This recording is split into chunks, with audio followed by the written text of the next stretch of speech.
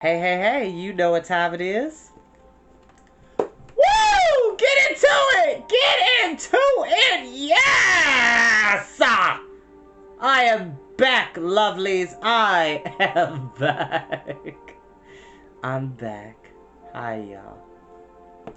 I know it's been a long minute, and I do apologize for the delay. Life happens. So, I was gone to Cleveland for about a week for my god sister's wedding, and it was wonderful. I will post pictures later on this week at some point. Just been in the midst of settling back into my home and getting stuff taken care of. I was also staying with my family while I was in town, so I was able to take care of my grandmother and my dad, and um, I got to work with my oldest brother for our family business, Insane Hauling. They're a moving company, so I got to help for 2 days with that, and it was an educational experience. And I would do it again. I've never been adverse to hard work, which here means, children, uh, when somebody is adverse to something, that means they are against it or they are bad at it. Adverse meaning coming from the word adversary or um, adversity, which is calamity, bad things, not doing well, so on and so forth. So I don't have that issue because there was a lovely lady that reminded me, for every job that must be done, there is an element of fun. You find the fun and snap. The job's a game, and it is. But you got to be very careful because moving is a very intensive process. And I had fun. I was glad to be home. Home is truly where the heart is. But home is also with people you know, love you, and appreciate you. So no matter where you go in life, as long as you have those bonds and connections, dear, you will always have a home. Home is not just a building, a house, an apartment, a condo, a townhome, a loft. For some people, a shelter or a cardboard box. Home is where you are loved. Home is with people who love you. And nobody can take that away from you. Oh my goodness. I am terrible. I don't even have my. I'm so out of it. I didn't even have my mic set up. I'm so sorry now. Hold on one moment. I hope everybody's doing great on this Sunday evening. I am. Had a wonderful day at work. It was a bit busy, but it wasn't overwhelming. And, life just happens. Hold on one second. I'm going to get my headphones so I can make sure that I'm not overpowering the mic.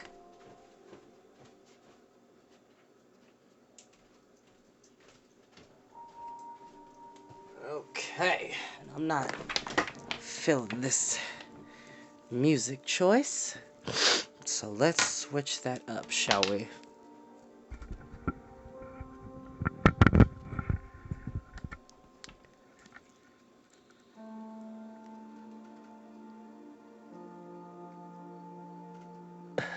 There we go. All right. So, like I said, I am glad to be back. Storytime will continue. Storytime is not going anywhere. And I do apologize for my breaks and hiatuses I go on, but my life, my friends and family take priority in my life. And so I always want to make sure that I'm giving them the love and consideration that they need from me in regards to, making sure people are happy and doing the best that they can. It's a good thing. I don't put that down is what I'm trying to say. So I hope everybody had a wonderful weekend. And the music that we have today is brought to you by Mr. Ambiance. Please check them out on YouTube. Great ambient music that we get to listen to with no copyright infringement or anything like that. So we can continue our stories uninterrupted. So, okay, last time we were here, we were on chapter 8. So So we'll go. Yes, that is a good way.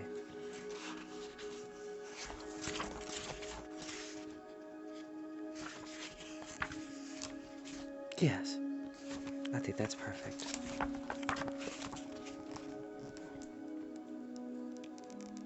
So, last time we were here, Charlotte was looking for another word to put in her web to continue to promote Wilbur as this miraculous pig and ensure that his life would not be taken by Mr. Zuckerman, and it was a success. And the first sign was some pig, and now this next sign is terrific, or as the goose and the gander tried to spell, double T, double T, double E, double E, double R, double R, double R, double R, double I, double I, double F, double F, double I, F, double I, double C, C, C, C, C, which is not how you spell terrific. It's Terrific. Terrific. Oh my goodness. I'm talking too fast, and I apologize. So, Terrific.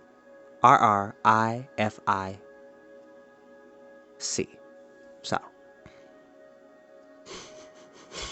You know me, y'all. I'm just goofy. I can't help myself. It's been a while since I've been here in my wonderful chair at my wonderful desk to bring you wonderful stories. And as I always say, you don't have to watch these stories when they go live. You're more than welcome to watch them in your downtime, nap time, max, relax, and chillax time, in between time, meantime, study time, break time, CP time, any time that you want to hear a highly animated voice bring you wonderful stories of magic, fantasy, science fiction, adventure, and many, many more in between. Chapter 8. Good Progress. Far into the night, while the other creatures slept, Charlotte worked on her web. First, she ripped out a few of the orb lines near the center. She left the radial lines alone, as they were needed for support. As she worked, her 8 legs were a great help to her. So were her teeth. She loved to weave, and she was an expert at it. When she was finished ripping things out, her web looked something like this.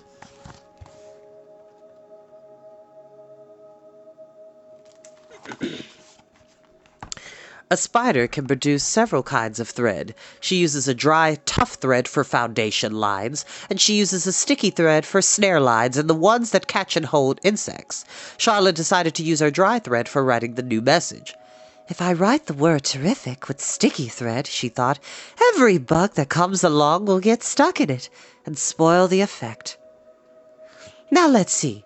The first letter is T. Charlotte climbed to a point at the top of the left-hand side of the web. Swinging her spinnerets into position, she attached her thread and then dropped down. As she dropped, her spinning tubes went into action, and she let out thread. At the bottom, she attached the thread. This formed the upper right part of the letter T. Charlotte was not satisfied, however. She climbed up and made another attachment right next to the first.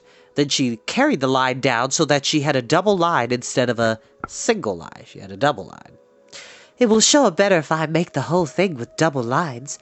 She climbed back up, moved over about an inch to the left, touched her spinnerets to the web, and then carried a line across to the right, forming the top of the T. She repeated this, making a double. Her 8 legs were very busy helping. Now for the E. Charlotte got so interested in her work she began to talk to herself, as though to cheer herself up. If you had been sitting quietly in the barnyard that evening, you would have heard something like this. Now for the R. Up we go. Attach. Descend. Pay out line. Whoa. Attach. Good. Up you go. Repeat. Attach. Descend. Pay out line. Whoa, girl. Steady now. Attach. Climb. Attach. Over to the right. Pay out line. Attach. Now round and down and swing that loop and around and around. Now into the left. Attach. Climb. Repeat. Okay, easy. Keep those lines together. Now then out and down for the leg of the R. Pay out line. Whoa, attach. Ascend. Repeat. Good girl. And so talking to herself, the spider worked at her difficult task. When she was completed, she felt hungry. She ate a small bug that she had been saving. Then she slept. Next morning, Wilbur arose and stood underneath the web. He breathed the morning air into his lungs. Drops of dew catching the sun made the web stand out clearly. When Lurvy arrived with breakfast, there was the handsome pig, and over him, woven neatly in a block letters, was the word terrific. Another miracle. He's so happy. Lurvy rushed and called Mr. Zuckerman. Mr. Zuckerman rushed and called Mrs. Zuckerman. Mrs. Zuckerman ran to the phone and called the Arables. The Arables climbed into the truck and hurried over. Everybody stood at the pig pen and stared at the web and read the word over and over, while Wilbur, who really felt terrific, stood quietly swelling over his chest and swinging his snout from side to side. "Terrific," breathed Zuckerman in joyful admiration.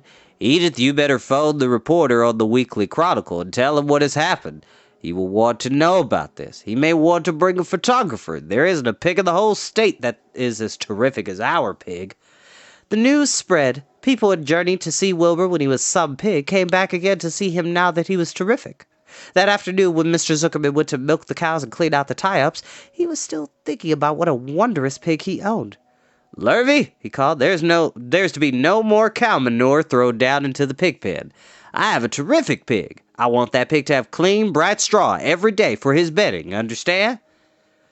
"Yes, sir," said Lurvy. "Furthermore," said Mrs. Zuckerman, "I want you to start building a crate for Wilbur. I've decided to take the pig to the county fair on September 6th. Make the crate large and paint it green with gold letters." "What will the letters say?" asked Lurvy. "They should say, Zuckerman's Famous Pig." Lurvy picked up a pitchfork and walked away to get some clean straw. Having such an important pig was going to mean plenty of extra work. He could see that.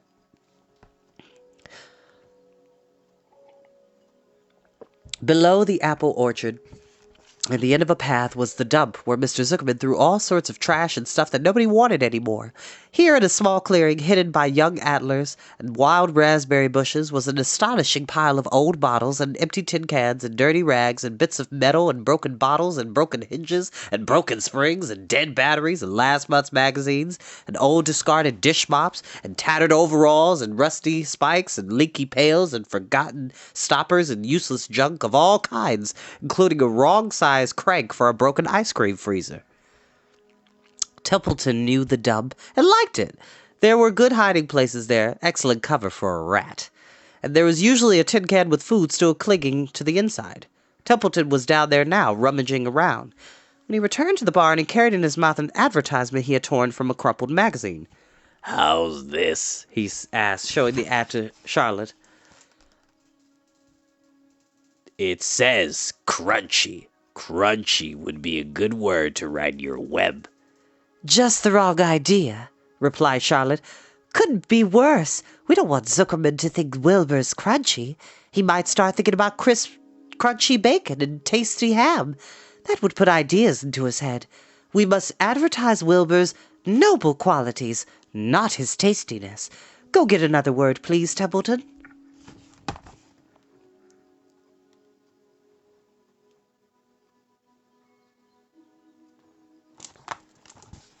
The rat looked disgusted, but he sneaked away to the dump and was back in a while with a strip of cotton cloth. "How's this?" he asked. "It's a label off an old t-shirt." Charlotte examined the label. It said pre-shrunk. I don't know why Templeton thought that was a good idea. "I'm sorry, Templeton," she said, "but pre-shrunk is out of the question. We want Zuckerman to think Wilbur's nicely filled out, not all shrunk up. I'll have to ask you to try again." "What do you think I am, a messenger boy?" grumbled the rat. "I'm not going to spend all my time chasing down to the dump after advertising material." "Just once more, please," said Charlotte. "I'll tell you what I'll do," said Templeton. "I know where there's a package of soap flakes in the woodshed. It has writing on it. I'll bring you a piece of the package." He climbed the rope that hung on the wall and disappeared through a hole in the ceiling. When he came back, he had a strip of blue and white cardboard in his teeth. "There," he said triumphantly. "How's that?" Charlotte read the words, "With new and radiant action." "What does it mean?" asked Charlotte, who had never used any soap flakes in her life.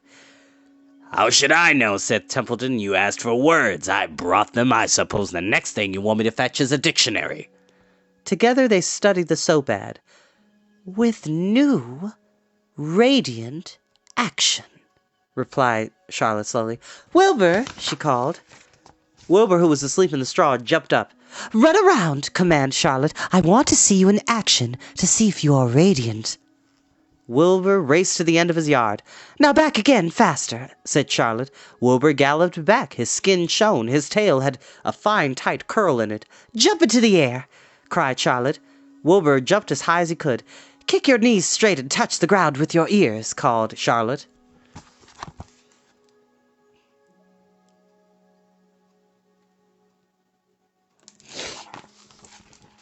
Wilbur obeyed. "Do a backflip with a half twist in it," cried Charlotte. Wilbur went over backwards, writhing and twisting as he went. "Okay, Wilbur," said Charlotte. "You can go back to sleep. Okay, Templeton, the soap ad will do, I guess. I'm not sure Wilbur's actions are exactly radiant, but it's interesting." "Actually," said Wilbur, "I feel radiant." "Do you?" said Charlotte, looking at him with affection. "Well, you are a good little pig. And radiant you shall be. I'm in this thing pretty deep now. I might as well go to the limit." Tired from his romp, Wilbur lay down in the clean straw. He closed his eyes. The straw seemed scratchy, not as comfortable as the cow manure, which always delightfully soft to lie in. So he pushed the straw to one side and stretched out in the manure. Wilbur sighed. Excuse me. It had been a busy day, his first day of being terrific. Dozens of people had visited his yard during the afternoon, and he had had to stand and pose, looking as terrific as he could. Now he was tired. Fern had arrived and seated herself quietly on her stool in the corner. "Tell me a story, Charlotte," said Wilbur as he lay waiting for sleep to come. "Tell me a story." So Charlotte, although she too was tired, did what Wilbur wanted. "Once upon a time," she began, "I had a beautiful cousin who managed to build her web across a small stream. One day, a tiny fish leapt into the air and got tangled in the web. My cousin was very much surprised, of course. The fish was thrashing wildly. My cousin hardly dared tackle it, but she did. She swooped down and threw great masses of wrapping material around the fish and fought bravely to capture it." "Did she succeed?" asked Wilbur. "It was a never-to-be-forgotten battle," said Charlotte. "There was the fish, caught only by the fin, and its tail wildly thrashing and shining in the sun. There was the web, sagging dangerously under the weight of the fish." "How much did the fish weigh?" asked Wilbur eagerly. "I don't know," said Charlotte. "There was my cousin, slipping in, dodging out, beaten mercilessly over the head by the wildly thrashing fish, dancing in, dancing out, throwing her threads and fighting hard. First she threw a left around the tail. The fish lashed back, then a left to the tail and a right to the midsection. The fish lashed back, then she dodged to one side and threw a right, then she dodged to one side and threw another right to the fin, then a hard left to the head, while the web swayed and stretched." And there's Charlotte's cousin with his fish. And here's the thing, spiders are strong enough to do something like this.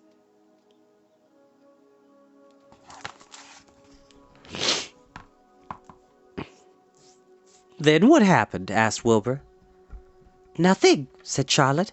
"The fish lost the fight. My cousin wrapped it up so tight it couldn't budge." "Then what happened?" asked Wilbur. "Nothing," said Charlotte. "My cousin kept the fish for a while, and then, when she got good and ready, she ate it." "Tell me another story," begged Wilbur. So Charlotte told him about another cousin of hers who was an aeronaut. "What is an aeronaut?" asked Wilbur. "A balloonist," said Charlotte. "My cousin used to stand on her head and let out enough thread to form a balloon. Then she'd let go and be lifted into the air and carried upward on the warm wind." "Is that true?" asked Wilbur. "Or are you just making it up?" "It's true," replied Charlotte. "I've some very remarkable cousins. And now, Wilbur, it's time you went to sleep." "Sing something," begged Wilbur, closing his eyes. So Charlotte sang a lullaby, while crickets chirped in the grass, and the barn grew dark. This was the song she sang. "Sleep, sleep, my love, my only. Be not afraid, and be not lonely. This is the hour when frogs and thrushes praise the world from the woods and rushes. Rest from care, my one and only deep in the dung and dark. But Wilbur was already asleep. When the song ended, Fern got up and went home.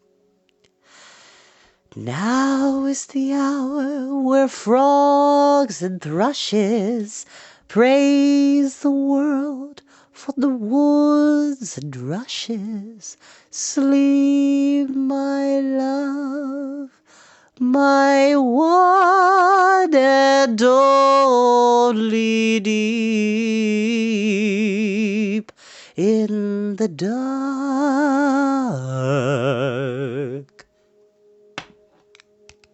Chapter 14, Dr. Dorian. Which I was incorrect because I was looking too fast. It was chapter 13, not chapter 8. I was misreading the title. My apologies, y'all. The next day was Saturday. Fern stood at the kitchen sink drying the breakfast dishes as her mother washed them. Mrs. Arable worked silently. She hoped Fern would go out and play with other children instead of heading for the Zuckerman's barn to sit and watch animals. Charlotte is the best storyteller I ever heard, said Fern, poking her dish towel into a cereal bowl. Fern, said her mother sternly, you must not invent things. You know spiders don't tell stories. Spiders can't talk. Charlotte can, replied Fern. She doesn't talk very loud, but she talks. What kind of story did she tell? Asked Mrs. Arable. Well, began Fern, she told us about a cousin of hers who caught a fish in her web. Don't you think that's fascinating? Fern, dear, how would a fish get in a spider's web? Said Mrs. Arable. You know it couldn't happen. You're making this up. Oh, it's happened all right, replied Fern. Charlotte never fibs. This cousin of hers built a web across the stream.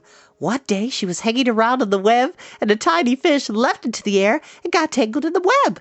The fish was caught by one fin, Mother. Its tail was wildly thrashing and shining in the sun. Can't you see the web sagging dangerously under the weight of the fish? Charlotte's cousin kept slipping in and dodging out, and she was beaten mercilessly over the head by the wildly thrashing fish, dancing in, dancing out, and throwing... Fern, snapped her mother, stop it! Stop inventing these wild tales! I'm not inventing, said Fern. I'm telling you the facts. What finally happened? Asked her mother, whose curiosity began to get the better of her. Charlotte's cousin won. She wrapped the fish up and then she ate him when she got good and ready. Spiders have to eat the same as the rest of us. Yes, I suppose they do, said Mrs. Arable vaguely. Charlotte has another cousin who is a balloonist. She stands on her head, lets out a lot of line, and is carried aloft on the wind. Mother, wouldn't you simply love to do that? Yes, I would, come to think of it, replied Mrs. Arable. But, Fern, darling, I wish you would play outdoors today instead of going to Uncle Homer's barn. Find some of your playmates and do something nice outdoors. You're spending too much time in that barn. It isn't good for you to be alone so much. Alone? Said Fern. Alone? My best friends are in the barn cellar. It's a very sociable place, and it's not at all lonely. Fern disappeared after a while, walking down the road towards Zuckerman's. Her mother dusted the sitting room. As she worked, she kept thinking about Fern. It didn't seem natural for a little girl to be so interested in animals. First of all, there's nothing wrong with that. You can be interested in animals. It's perfectly fine, okay? There's nothing wrong with that. You could be a veterinarian, veterinary doctor, a animal psychiatrist, whatever you want to be, or a caregiver, or a farmer, whatever you want to be. Just do so peacefully and fairly and humanely, in a way. Finally, Mrs. Arable made up her mind she would pay a call on old Dr. Dorian and ask his advice. She got in the car and drove to his office in the village. Dr. Dorian had a thick beard. He was glad to see Mrs. Arable and gave her a comfortable chair. It's about Fern, she explained. Fern spends entirely too much time in the Zuckerman's barn. It doesn't seem normal. She sits on a milk stool in a corner of the barn cellar near the pig pen and watches animals hour after hour. She just sits and listens. Dr. Dorian leaned back and closed his eyes. How enchanting, he said. It must be real nice and quiet down there. Homer has some sheep, hasn't he? Yes, said Mrs. Errol, but it all started with that pig we let Fern raise on a bottle. She calls him Wilbur. Homer brought the pig, and ever since it left our place, Fern has never, ever been anywhere other than going to her uncle's to be near it. I've been hearing things about that pig, said Dr. Dorian, opening his eyes. They say he's quite a pig. Have you heard about the words that appeared in the spider's web? Asked Mrs. Arable nervously. Yes, replied the doctor. Well, do you understand it? Asked Mrs. Arable. Understand what? Do you understand how there could be any writing in a spider's web? Oh, no, said Dr. Dorian. I don't understand it. But for that matter, I don't understand how a spider learned to spin a web in the first place. When the words appeared, everyone said they were a miracle. But nobody pointed out that the web itself is a miracle. What's miraculous about a spider's web? Said Mrs. Arable. I don't see why you say a web is a miracle. It's just a web. Ever try to spin one? Asked Dr. Dorian. Mrs. Arable shifted uneasily in her chair. No, she replied, but I can crochet a doily and I can knit a sock. Sure, said the doctor, but somebody taught you, didn't they? My mother taught me. Well, who taught a spider? A young spider knows how to spin a web without any instructions from anybody. Don't you regard that as a miracle? I suppose so, said Mrs. Arable. I never looked at it that way before. Still, I don't understand how those words got into the web. I don't understand it, and I don't like what I can't understand. To pause here for a second, children. There are people in life who will not do things or not interact with certain communities of people because they just don't know them or don't know about the activity or don't have any pre-existing experience with such things, and they miss out on a lot of life. Kids, don't be afraid to make a new friend who may look different than you or have a different home dynamic. That is positive. That is positive. Or dresses differently than you, or practices things differently than you, or studies differently than you, or plays games differently than you. No matter what people look like or act like, as long as they treat you right, be their friend. Learn. Don't ever be afraid to seek knowledge. Just because somebody may speak another language or have a different belief than you doesn't make them bad. Learn.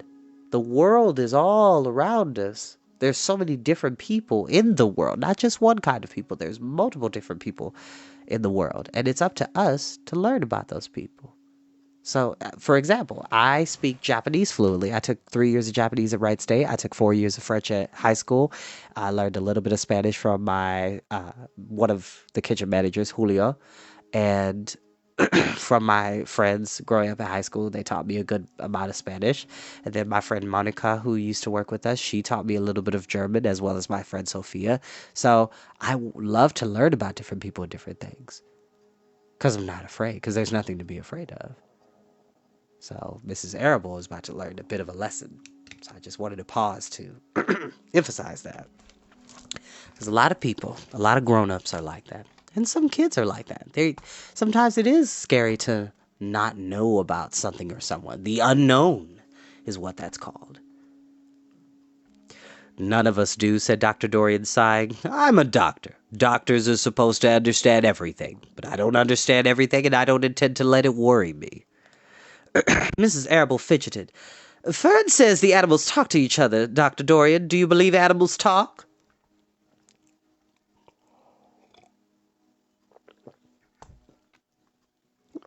I've never heard one say anything, he replied, but that proves nothing. It is quite possible that an animal has spoken civilly to me, and that I didn't catch the remark because I wasn't paying attention. Children pay better attention than grown-ups.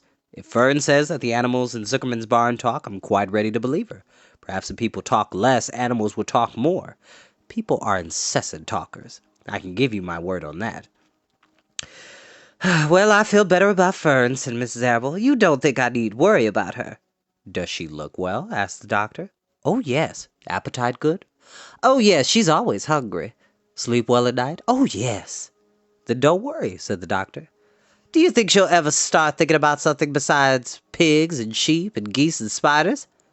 How old is Fern? She is 8. Well, said Dr. Dorian. I think she will always love animals, but I doubt that she spends her entire life in Homer Zuckerman's barn cellar. How about boys? Does she know any boys? She knows Henry Fussy, said Mrs. Arable brightly. Dr. Dorian closed his eyes again and went into deep thought. Henry Fussy, he mumbled. Remarkable. Well, I don't think you have anything to worry about. Let Fern associate with her friends in the barn if she wants to. I would say offhand that spiders and pigs were fully as interesting as Henry Fussy, yet I predict that one day will come when even Henry will drop some chance remark that catches Fern's attention. It's amazing how children change from year to year. How's Avery? He asked, opening his eyes wide. Oh, chuckled Mrs. Arable. Avery is always fine. Of course he gets into poison ivy and gets stung by wasps and bees and brings frogs and snakes home and breaks everything he lays hands on. He's fine. Good, said the doctor. Mrs. Arable said goodbye and thanked Dr. Dorian very much for his advice. She felt greatly relieved. And I think that's where we will end for tonight. Now, as I stated earlier, children, let this be a lesson to you. Don't ever be afraid to learn about different people or learn about things that you may not have expertise on or experience on. Everybody, and I'm 31 years old. I will be 32 this October, Lord willing. And I'm still learning. No matter how old you get, you will always have room to learn, to experience, and to grow. All of us. I don't care how old you get, how much experience or how much of life you think you've experienced. Everybody, including myself, always has room to glow and grow. Glow and grow. Glow and grow. Because life is about seeking knowledge and learning and experiencing life and all of its uniqueness, all of its different eccentricities, which comes from the word eccentric, which is what I am. Eccentric is to describe a person who is, highly different, very well rounded, is always into new and different things, and is not of the ordinary. And I'm far from the ordinary. So without further ado, y'all, I wish you a lovely evening. Thank you so very much. I'll see you all tomorrow for our continued reading of Taran Wanderer by Lloyd Alexander. Love you so much. Bye-bye, y'all.